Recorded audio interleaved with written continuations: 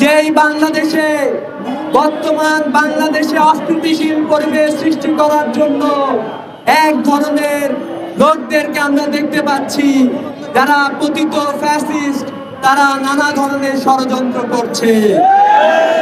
আমরা দেখেছি ভারত থেকে পতিত স্বৈরাচার দিল্লি দাসী শেখ হাসিনা বাংলাদেশকে অস্থিতিশীল করার জন্য ফোন কল রেকর্ড ফাঁস হয়েছে।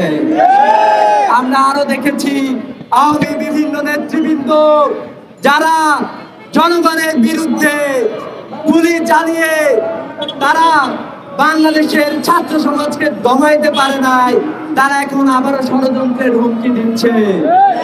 গাজীপুর সিটির সাবেক মেয়র জাহাঙ্গীরকে দেখতে পাচ্ছি, সে বাংলাদেশের স্থিতিশীল পরিবেশ ধ্বংস করার জন্য সে হুমকি দিচ্ছে। ইতিপূর্বে আমরা দেখেছি সাবেক আইজিপি কুলাঙ্গার, সে আবারও সে বলেছে যে বাংলাদেশে যারা পুলিশ আছে তারা নাকি শেখ হাসিনার সবাই সমর্থক।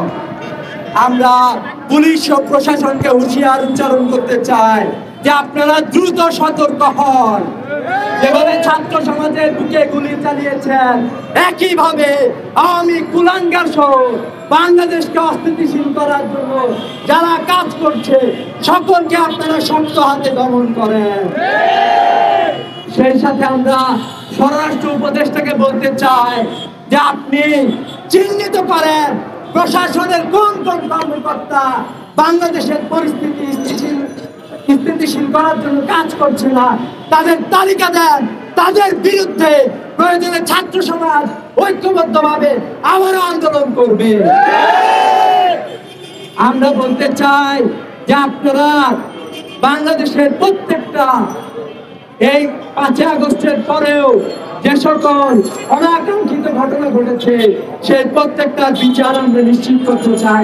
অন্যথায় আমরা বলতে চাই, আপনারা দেখেছেন বিগত সময়ে বাংলাদেশের শিক্ষার্থীরা 2 মাস যখন কোনো ট্রাফিক ছিল না, বাংলাদেশের সকল শিক্ষার্থী, বাংলাদেশের পাবলিক বিশ্ববিদ্যালয়ের শিক্ষার্থী, প্রাইভেট বিশ্ববিদ্যালয়ের শিক্ষার্থী, মাদ্রাসার শিক্ষার্থী সবাই মিলে ট্রাফিক পুলিশের দায়িত্ব পালন করেছে। আপনারা যদি আইন শৃঙ্খলা পরিস্থিতি অতি দ্রুত ঠিক না করতে পারেন, আওয়ামী ফ্যাসিস্টদের বিচার নিশ্চিত করতে না পারেন, প্রয়োজনে ছাত্র সমাজকে সাথে নিয়ে কমিউনিটি পুলিশিং গড়ে তুলবো আমরা ইনশাআল্লাহ। তাই অতি দ্রুত আইন শৃঙ্খলা পরিস্থিতি ঠিক করার আহ্বান জানিয়ে আমাদের দেশের আইন শৃঙ্খলা পরিস্থিতির যেরকম অবনতি আমরা লক্ষ্য করছি এবং স্বাভাবিক হতে যেরকম অস্বাভাবিক সময় আমরা দেখছি, এটা মোটেই দেশের জন্য ভালো কিছু নয়। গণ অভ্যুত্থানের যে আকাঙ্ক্ষা, সেই আকাঙ্ক্ষার সাথে সঙ্গতিপূর্ণ নয়। সেজন্য আমরা জোর দিয়ে দাবি করছি, অবিলম্বে আইন শৃঙ্খলা পরিস্থিতিকে স্বাভাবিক করার জন্য যে উদ্যোগগুলো নেওয়া প্রয়োজন, অন্তর্বর্তী সরকারকে সেই উদ্যোগগুলো নিতে হবে। যদি সেই উদ্যোগ না নেওয়া যায়, তাহলে এই উদ্যোগের সাথে সংশ্লিষ্ট যারা, তাদেরকে চেয়ারগুলো ছেড়ে দিয়ে যোগ্যদেরকে চেয়ার ছেড়ে দেওয়ার জন্য আমরা আহ্বান জানাচ্ছি।